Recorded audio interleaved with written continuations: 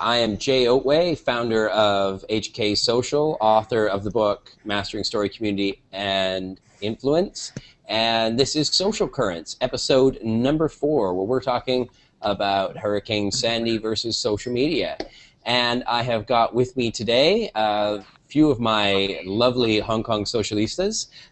Joining us for the first time is Bess Hepworth,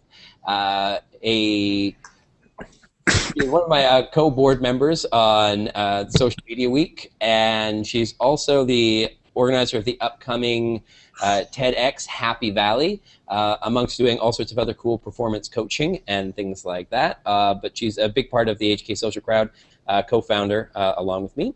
Hello. We've got Andrew Layton back again, our tech, startup, and social media pundit, expert on all sorts of these things. Also a property owner in the path of Hurricane Sandy. So we'll be talking a little bit about following the damage on his property back there. And joining us from some sort of emergency room, this is the Ali Bullock, head of communications for World Wildlife Fund, also a local social media expert, and who this morning had to run out of our monthly HK social media meeting, save the world, and then come back and join us here.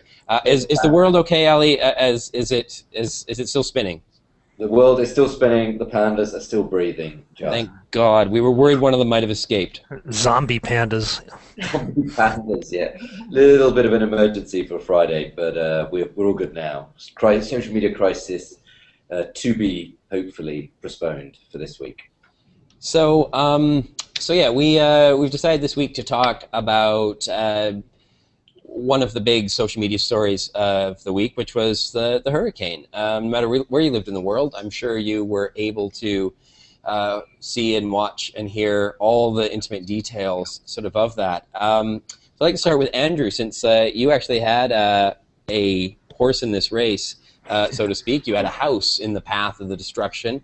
How is your property? How are things? What's going on? Well, it survived, which was a good thing. We have a house on the Chesapeake Bay, just south of Annapolis, which was under every type of warning. Police ordered evacuation, but we I tracked the hurricanes several days in advance, so we really knew this one was coming. We had our team put up boards and whatnot, police the ground.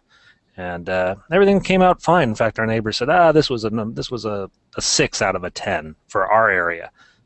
New York got much worse, much worse.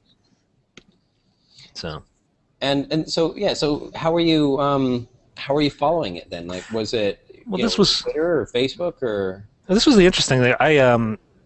I was using Twitter. I was using some advanced functions in Twitter. I have a developer's access, so I was pulling up tweets within a certain latitude and longitude around my house, and found a lot of stupidity, but I also found some really useful, detailed information. Like, a tree went down on this street, it took out the power lines here, or my neighbor's house is on fire, or whatever. But it was. Were those tweets? So were those tweets then? Was that the geodata on that? Was that related to the profile of a person who said, I live in this sort of place? Or was that Twitter actually having geodata from where the tweets came from? I believe it was where the tweets came from. I was pulling it out because it was the actual tweets. And I think a lot of people were actually on their mobile phones because we did lose power for about 6 or 8 hours in that area. In fact, I think on your phone for 6 or 8 hours, my battery only lasts for about 3. How do you do 6 or 8 hours on a smartphone? You plug it into your laptop. And you suck the battery out of that one if you can, or something. So they were getting by, and they were putting up good details. Because I checked the local newspapers, and I would do a Google News search and stuff, and I was getting extraneous and out of date information. But on the Twitter, I was getting a much better thing. The only level I could have gone more advanced was I could have listened to the scanners, the police scanners, and just tuned in directly. But that always is a bit hit or miss. You get a lot of weird stuff on that. Wow. All right, Bess, Ali, how did you guys watch and hear about the typhoon? Or hurricane, as it might be. Go on, Ali. Me? Okay, yeah, sure. I mean, I didn't really see much. I saw it on the 24-hour news. I've seen some posts on Twitter. For us that we're so far away, and we do get these rains and things like that, so I didn't see the hurricane impacting us that importantly in terms of my news radar. It's not really there. The Americans don't care about us, so why should I care about the Americans? That's it's kind of simply the way, right? At least I know there's a hurricane in the US. I mean, for the US, they don't know that anything's happening outside of the US because nothing does happen outside the US, of course. So take that, America. Let me, can I step in as foreign diplomat of this hangout? Ali is a great guy. He walks the talk. He really doesn't mean that. And sincerely, our hearts and thoughts go out to the victims because no matter how small in comparison to other tragedies, whenever someone is lost in any devastating natural disaster or any other, we always think about those. But and I agree actually, Beth, to that point. I want to point out Haiti, which, I mean, the place has been one disaster after another for as long as we can remember, but this hurricane ripped through there long before it got to the United States. And to Ali's point, nobody made half as much noise about the damage going on in Haiti, and it was serious. I mean, there was no evacuation plans, there was no POTUS in a war room, there was none of that. All of the signals and the organization and the technology that the United States had at its disposal. Just really poor people living in really poor conditions who had their houses ripped apart. And then we got to see all the pictures being shared on social media afterwards. But yeah, right now, if there's anybody we really need to be reaching out and trying to support, is people like that. I think, no offense, but New Yorkers are going to be okay. They're a tough bunch. And yeah, they'll, I'm sure, get back to life as normal pretty soon. But yeah, I think those in Haiti are struggling. Andrew, you got a picture up. What's that? Yeah, this was a meme that went around. This was the Americans banding together to fight Sandy. They took it to Sandy. They gave it a piece with their shotgun and American flag. But if you go out on Twitter and do "Bring It On, Sandy," you'll find several memes of this picture. I think that's brilliant. That's brilliant. See, there we go. That's the American spirit that riding through there. But I think Jay makes a very, very good point here.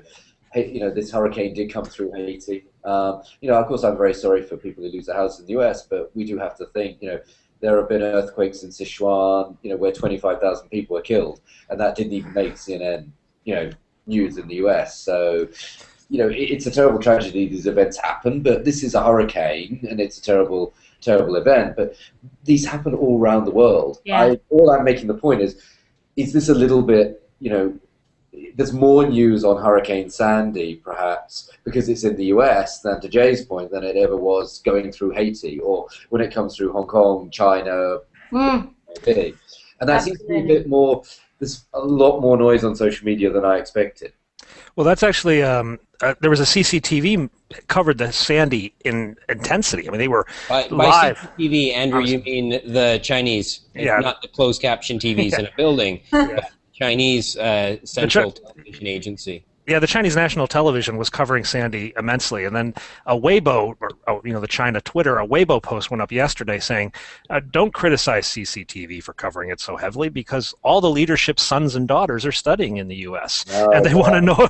And that went viral all over China, and people were chiming in and stuff. So if you check out ChinaSmack.com, you'll find coverage of that Weibo post that went left and right. China Smack. What would we do without China Smack? Yeah, I love that site. Amazing blog. We should give a shout out to we should get the person from China Smack. Are they based in Hong Kong or are they based in Beijing? I don't think they're based in Beijing. They'd be hunted down. Jay, I was going to switch it up, and feel free to direct me elsewhere, but what I always find quite fascinating now I'm delving as a young grasshopper in the social media world is, what do we do when we're not directly involved in some sort of disaster, but as Twitter followers, what could our, as Twitter demographic, what does our role kind of end up being? I'll give you an example. When Hurricane Catherine was, Katrina, sorry, her formal name's Catherine. When Katrina was around, I found myself tweeting to people and reaching out to them who were under tables, and I just found a sense of what could I do, and I physically, the only thing I could really do is try to reach out to people. So I find it really interesting. I wasn't involved in Sandy on Twitter on this occasion, but I think it's the power of social media. Yet again, there's a really interesting way that even though we're remotely away from these situations, social media brings people together. I've found some connections with people under a table. We ended up in the same industry beyond the craziness of Katrina. But the same with the tsunami, obviously, in Japan, like how we could help retweet and disseminate information. And I kind of personally, when something happens now, I was kind of like, I didn't help out in Sandy. But it's really interesting our role now and how we might see ourselves if we use Twitter a lot and social media, how we can connect to people and also just be empathetic and be that ear for them while they're in those moments. And I agree. I've been on Twitter for 5, almost 6 years. I've seen the progression from the early days when there wasn't very many of us, and we had some of the very early earthquakes and forest fires that got close to houses, both in California and the U.S. We've seen disasters in the early days of Twitter, and at that point it seemed hugely exciting that social media community from around the world can be gathering together, and they're helping locals provide local authorities with information, and there was so much more excitement about sort of getting involved in it. And I don't know, maybe it's I'm getting old, I'm getting jaded, but I feel with Sandy now that a lot of that spirit you're talking about, and I know it's still there, and I saw it. I mean, people were helping each other, and I think people are still generally good. But these networks have gotten so big now that they've become, they've lost that little tiny local charm, and they've become these big industry things. And I think, I mean, to that point, like we almost are deferring now to the bigger agencies. If you sort of see the little chart there that I'm putting up, that's the Google crisis map for Superstorm Sandy, and it's a fantastic resource. Andrew, actually, you put me onto these through one of your tweets that there was all this information that Google's compiling and overlaying on a map, and you sort of think, oh well, I don't have to like sort through all the Twitters. I don't have to be like Andrew and be able to code up like geotag data from Twitter. All I have to do is like switch on the Google map there, and I can sort of track things from a distance, or I could follow the Superstorm hashtag, and I can have a giggle with everybody. But you know what I mean? Like I feel that I don't have to be as involved anymore because it belongs. It's lost its littleness. It's a big company. It's a big box vibe. I've just gone into a supermarket. I'm not in the village grocer anymore. Yeah. Well, the interesting thing about disasters in Twitter is earthquakes, actually, because we've known Sandy's been coming for 2 weeks. We've had satellite res, I mean, the computer models, etc. But an earthquake is something that Twitter is actually ahead of the game sometimes, with the exception of the Japanese, which almost have prediction down to a science. But you can follow, hey, there's an earthquake going on by your Twitter feed just expanding, and there's actually websites that constantly go through Twitter looking for earthquake updates. Hey, I just felt something. So it's kind of far out. I remember when the Japan earthquake happened, I was at a conference here in Hong Kong, and there was a guy on stage from an agency, and he meant well. He had one of those sort of outrageous sort of stage performances where he's trying to jazz everybody up, saying, we should all, unfuck the world, I think was his logo. And I'm like, okay, all right. And he's up there on stage preaching about how agencies need to do more and do more social good. And I don't disagree. I mean, I think, yeah, definitely, let's do that. But amazing the disconnect between him on stage giving that speech and those of us sitting there in the audience playing with Twitter like we do, and suddenly realizing, oh my God, there's been a magnitude. Well, at that point, we didn't know. The first report was 8+. And I mean, the minute you go across into the 8s, it's bad. The fact that it was well above that was 9-something, wasn't it? And they got the real numbers up. That instantly at that point it was like, oh my God, like forget about whatever this guy's saying on the stage. If you really want to help in the world, right now you need to look to Japan.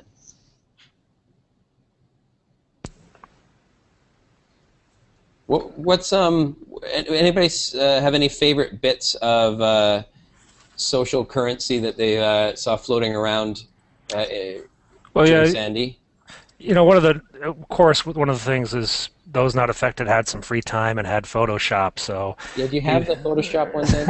yeah, you've got Sandy working her way up the coast from the good girl to becoming the bad girl, where she hit, and then of course when the storm hit New York, it was devastating, and no one really knew the levels to which it was really going. Leave that one there for a second, right?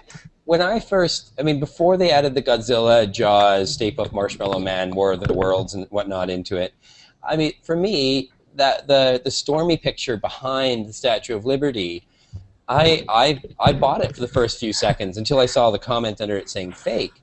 But I've seen on Instagram, Instagram's changed my world. People take pictures of amazing cloud formations all the time. And well, why not believe that one? It seemed kind of real. Although the Stay Puft Marshmallow was sort of definitely a nice touch. Well, that's when I knew it was fake, when I saw Mr. Stay Puft.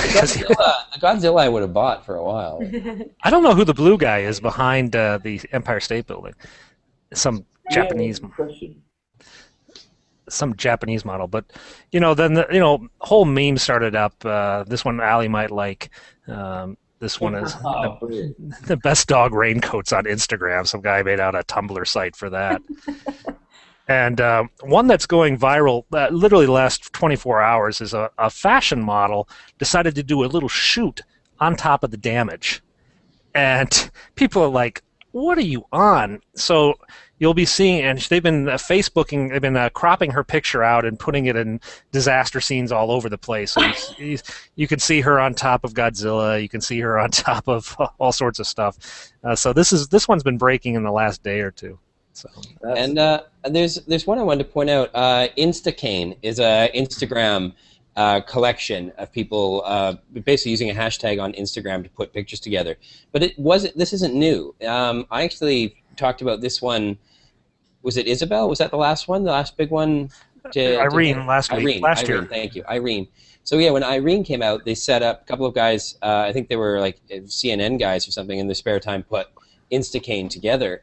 And then, of course, it went away for a while because there wasn't so many hurricanes. But it was neat to see it instantly sort of come back.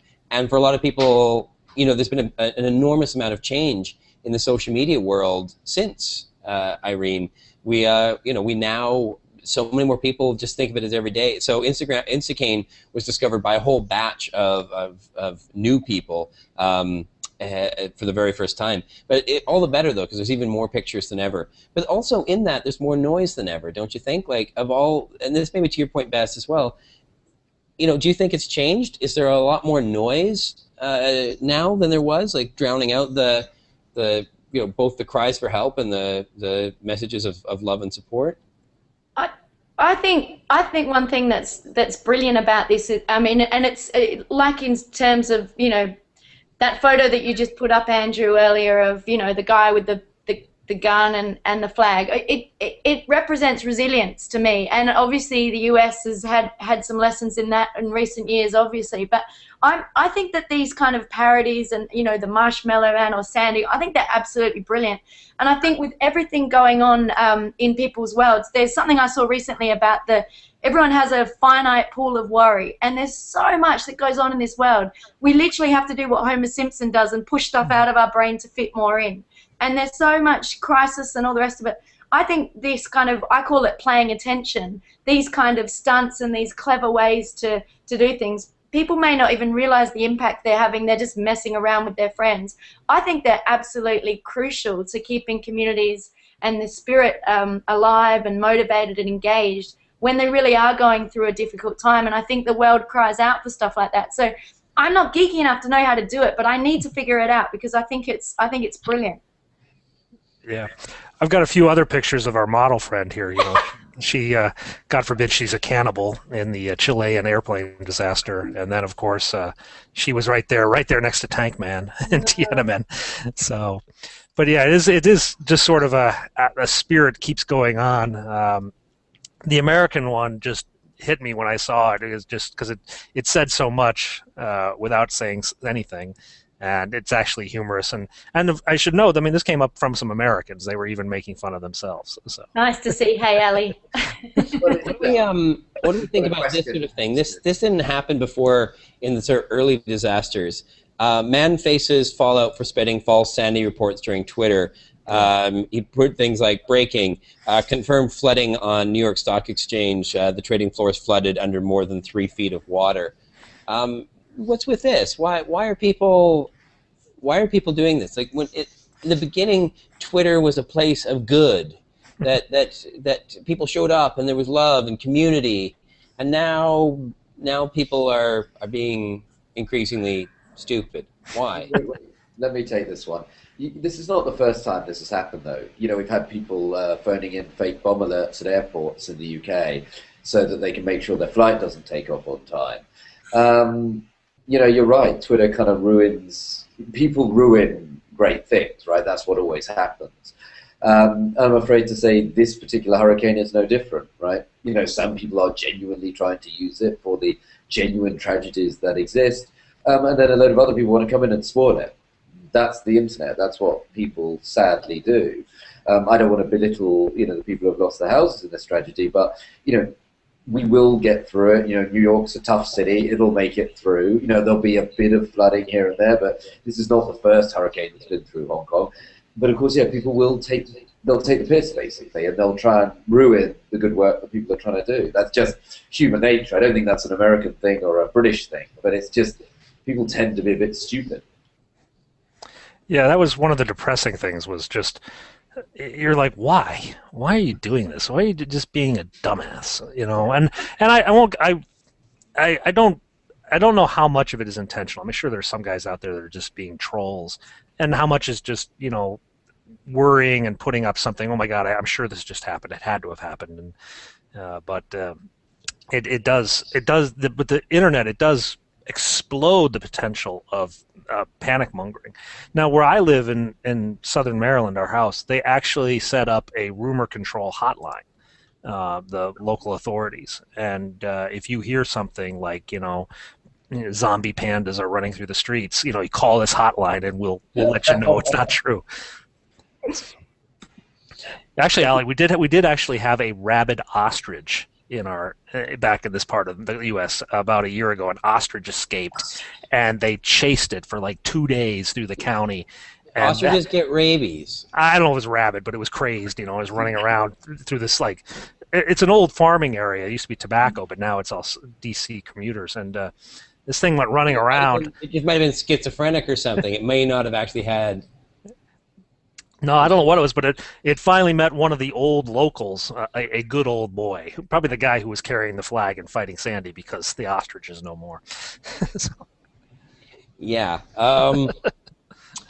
New York Times had an article that says how Hurricane Sandy slapped the sarcasm out of Twitter.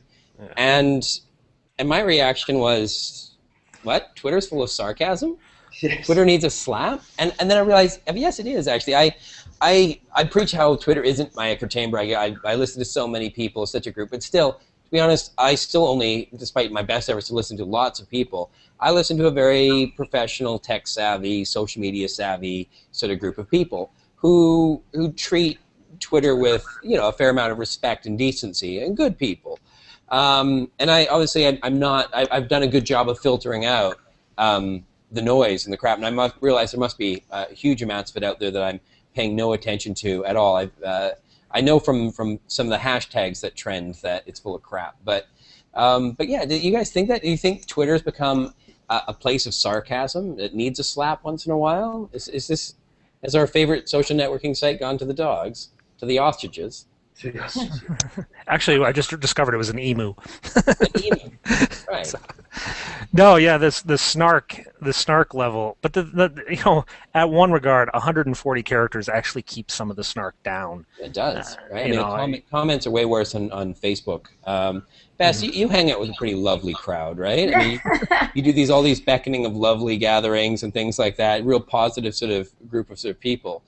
Do you feel that Twitter's tone has changed, or is it, again, are you just hanging out with the right people? I think it's that. I think one thing about these sort of social networks, apart from the odd troll that mentions you when you think that's clearly spam. I think it's one of the beautiful things I love about Twitter and is those sorts of tools. You focus on exactly what it is you want to focus on. You keep your lens on what it is that you want to have. And so, there was a great TED story about a woman, and she called it Disruption of Wonder. And they actually took the New York Times, this is a number of years ago now, and they hijacked it, went outside one of the main distribution centers, and were handing out the news to everybody. And it said things like, peace has been declared in the Middle East, and they made it look exactly like they wanted it to look. And it fooled people for a moment. Then obviously there's a great YouTube clip of people going, what the? But I think there's something to be said about that, and how nice it is. There's a local newspaper here in Hong Kong called The Positive News, and I'm sure that people actually seek that out at certain times when they're overloaded with information. So I think definitely you can find it on Twitter, the negative comments and the sarcasm, but I use it as a bit of a way to re-energize and find the good stuff. On your point about handing out news, it reminded me, I don't know if you guys saw it, but paywalls came down in Sandy. The winds were so powerful, they blew down the mighty paywalls. Is it New York Times and Wall Street Journal? Baltimore Sun, several of the local papers on Long Island as well also dropped their paywalls. And so suddenly journalists everywhere overcame their advertising overlords and said, for the love of God, the work we do isn't just about making money for you people, but there's a greater cause behind journalism, that we're here to give information that people need to people so they can stay alive. That said, did those various news outlets provide useful information to share? After the fact, yes. I mean, it was good. I What found when the paywalls went back up? No. I mean, from my perspective, what was most important was as real time as humanly possible. I needed to know what happened in the last hour, and I needed to know which computer models, for example, were being updated every hour to show certain things. For example, my house was 75 miles from landfall, and on the last day of a hurricane, for example, Isabel shifted 50 miles within a few hours, and that's why my house got much worse than the previous storm. So I needed to know, are we going to get a last-minute shift? And so I was, pounding the computer model sites, and then I'd see, the New York Times, a new computer model says Atlantic City, and I'd go and I'd dig into it. It's like, oh, well, actually, this was 6 hours ago. This isn't the kind of relevance I need. So, it's been good for after the fact, but for the real-time monitoring, I had to go back to the social network. I had to go back to the raw data feeds of like the Weather Underground, which is a great weather site, and the Google map that you had there, and the NHC, the National Hurricane Center. And there's some truly big data going on with hurricanes. I mean, this is some massive number crunching. If you really delve into it, your jaw will drop at what's available. It's just amazing. I was using the Google Crisis Map because it highlighted a number of live webcams throughout the city, and it's amazing. These webcams are up like all the time. People have got them up for various reasons. A lot of them were just private though, like they're not owned by like the government or something, which I sort of would assume be the ones. Government ones seem to be closed, but these are like people have webcams up, they're streaming to and Google was linking to them. And so, yeah, you could kind of go around the city and click and see, it's mostly just empty streets with like wind blowing through it. It didn't, most webcams didn't show any damage because they're sort of deeper in the city. You didn't have much sort of along the edge, but yeah, I too, I'd tune in just to look out. It was like the ability to look out the window and say, what does New York City look like right now? I don't know what they're all talking about. It doesn't look like anything. Looks like, Yeah, the weather. You can get a Starbucks. Yeah, Weather Underground has what's called their WeatherBug network, and it's guys who've set up their own weather stations with webcams. There are 47 in the state of Maryland, for example, and I was popping down to the southern ones to see the approaches on the weather and stuff. The other cool thing is Coast Guard buoy data.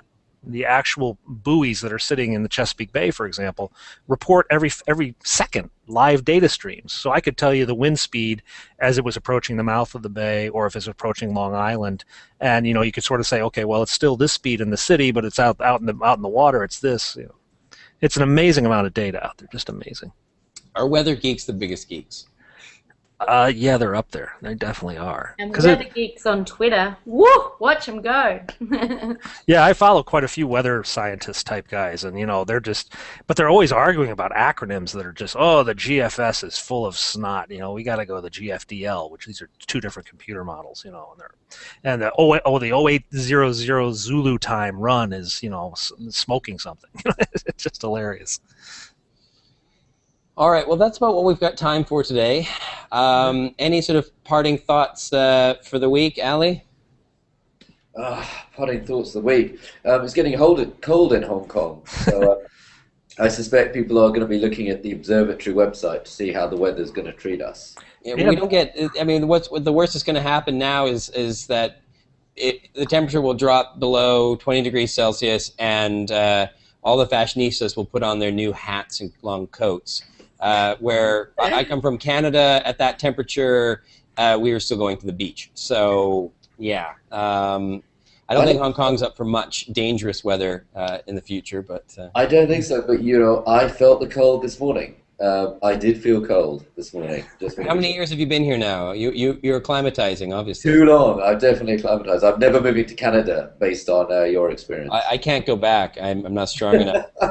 Andrew, what do we have this week? Well, MIT Technology Review, which is probably one of the most underread but definitely needed newspaper. I read it. I love it. It's a great site. They have a piece of Buzz Aldrin from Apollo 11 who's sitting there saying, "You promised me Mars colonies, instead I got Facebook," which is talking, and the whole issue is about, are we as technologists still looking to the big problems, or are we just trying to get eyeballs across our screen?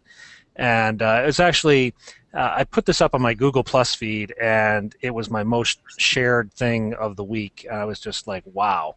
There's definitely definitely kind of a backlash amongst some people who say, let's stop goofing off and let's start dealing with the real things. Yeah. 2 weeks ago, we were talking about a guy jumping from the edge of space. Yeah. So Buzz, he's on Twitter. I've been following him for a while. He actually tweets and is using social media, and I take his point. Like, it's I think we do get distracted, and I think we were talking this morning at HK Social about politics, something we talked about here a week ago, and one of the feedback from people was that we do get distracted by social media now.